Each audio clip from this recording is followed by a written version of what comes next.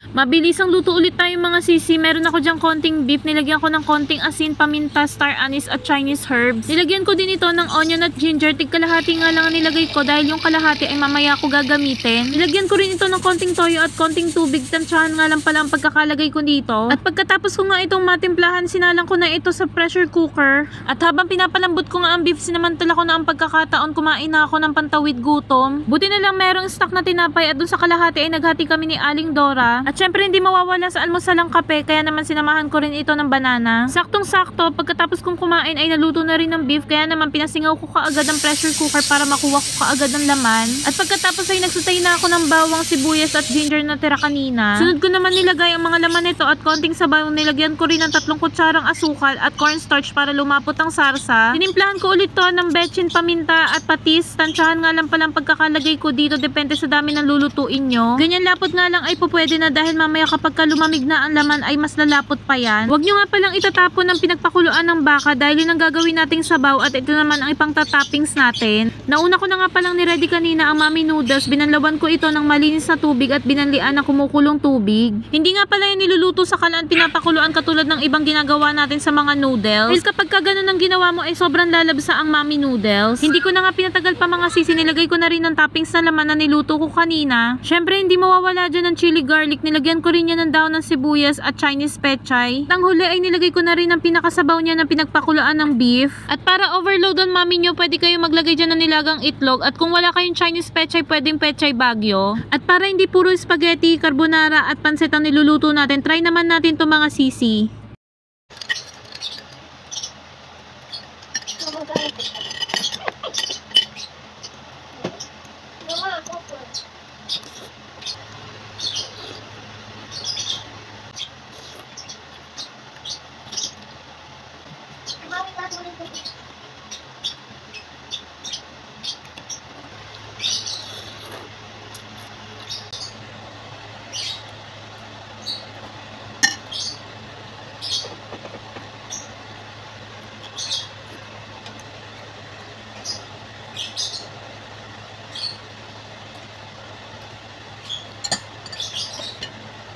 Yummy?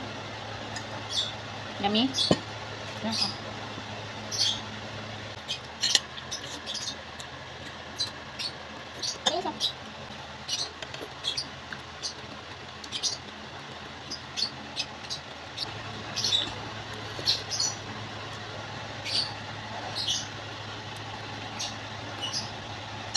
Bye-bye. Thank you.